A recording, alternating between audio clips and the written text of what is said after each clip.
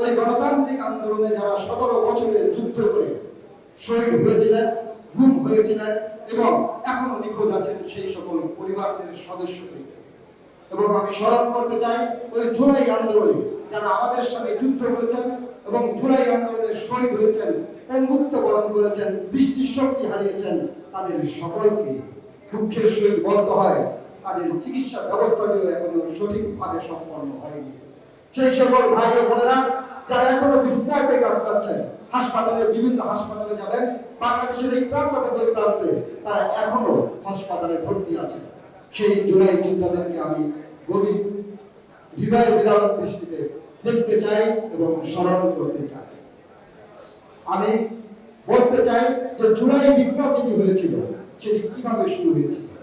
আপনাদের নিশ্চয়ই মনে আছে যে গণতান্ত্রিক আন্দোলন করতে গিয়ে বাংলাদেশ জাতীয়তাবাদী দলকে কিন্তু অনেক কাঠখড় পোড়াতে হয়েছে এবং তার মাধ্যমে একের পর এক যখন আন্দোলন ফেল হচ্ছিল, বিভিন্ন দিক থেকে বাংলাদেশ জাতীয়তাবাদী দল কিন্তু দেখছিলেন কিভাবে ওই স্বৈরাচার ফ্যাসিস্টকে বিদায় করা যায়। এবং যখন আমাদের দেশের ছাত্র জনতা ভাইরা আন্দোলন শুরু করলেন, তখনই কিন্তু আন্দোলনের শুরুতে আপনারা অনেকেই জানেন যে বাংলাদেশ জাতীয়তাবাদী দলের যে ভারপ্রাপ্ত চেয়ারম্যান জনাব তারেক রহমান আন্দোলনের শুরুতেই কিন্তু আমাদেরকে সেই আন্দোলনের সাথে সম্পৃক্ত করেছিলেন।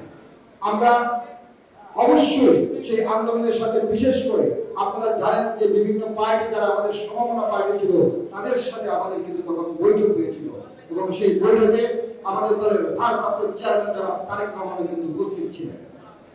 সেই বৈঠকে কিন্তু আমাদের ডিসিশন হয়েছিল যে এই আন্দোলনে আমরা কিভাবে সম্পৃক্ত হব এবং সেই আন্দোলনের মাধ্যমে যখন আমাদের সমমনা দলগুলি যখন আহত হয়, বাংলাদেশ জাতীয়তাবাদী দলের বিভিন্ন প্রান্তের নেতা নেতৃবৃন্দ আহত হয়েছিল, আমরা কিন্তু প্রত্যেকে কিন্তু চিকিৎসার ব্যবস্থা করেছিলাম।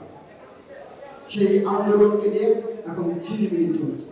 আপনারা দেখতে পাবেন যে জুলাই আন্দোলনে যারা আহত হয়েছেন, তাদের শহীদ হয়েছেন, তাদের কথা স্মরণ না করে একটি বিশেষ দল এদেশের যে গণতান্ত্রিক প্রক্রিয়া, সেই গণতান্ত্রিক প্রক্রিয়াকে অব্যাহত রাখার জন্য, মানুষের যে ভোটাধিকার প্রয়োগ, সেই ভোটাধিকার প্রয়োগকে নস্যাৎ করার জন্য তারা একটি বিশেষ অজুহাত তুলে ধরেছে এবং তারা চাচ্ছেন যে জুলাই বিপ্লবে যারা যে আন্দোলনের যে আমাদের টার্গেট ছিল সেই টার্গেট থেকে বিচ্যুত হতে এবং তাদের লক্ষ্য কিন্তু ভিন্ন।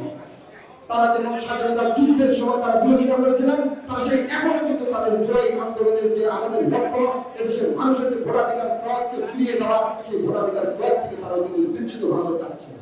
তাই কোনো অজুহাত কারণ নয়। এদেশের যে বর্তমানে যে ইন্টেরিয়র গভর্নমেন্ট আছেন, সেই ইন্টেরিয়র গভর্নমেন্টের এদেশের নির্বাচন পরিচালনার জন্য যে রোড ম্যাপ ঘোষণা করেছেন, নির্বাচন কমিশন যে রোড ম্যাপ ঘোষণা করেছেন, সেই অনুসারে মানুষের ভোটাধিকার প্রয়োগ সম্ভব হবে। তাহলে এদেশের চিরতরের ফ্যাসিস্ট বিদায় হবে। অন্যথায় তারা কিন্তু পূর্বেও ওই ফ্যাসিস্টদের সাথে মিলেমিশে একাত্তরে কিন্তু বিভিন্ন আন্দোলন করেছিলেন এবং বাংলাদেশের গণতান্ত্রিক ধারাকে তারা ব্যাহত করেছিলেন। আমরা চাই যে বাংলাদেশের গণতান্ত্রিক ধারা অব্যাহত রাখার জন্য বাংলাদেশ জাতীয়তাবাদী দল যে রোড ম্যাপ ঘোষণা করছেন, যে 31 দফা ঘোষণা করেছেন, যে সংস্কার প্রস্তাব ঘোষণা করেছেন, সেই সংস্কারের সাথে আপনারা সকলে একসাথে আমরা মিলেমিশে যদি কাজ করতে পারি, তাহলে এই দেশের মানুষের গণাধিকার, ভোটাধিকার প্রয়োগ হবে, গণতন্ত্র রক্ষা হবে এবং ভবিষ্যতে কিভাবে চিরতরে ফ্যাসিস্টকে বিদায় করা সম্ভব হবে সেটি বাস্তবায়ন সম্ভব। আমি এই অনুষ্ঠান আয়োজন করার জন্য পিআরপিকে ধন্যবাদ জানাচ্ছি এবং আমাকে আমন্ত্রণ করার জন্য আপনাদের সকলকে ধন্যবাদ জানিয়ে বিদায় দিচ্ছি। আসসালামু আলাইকুম।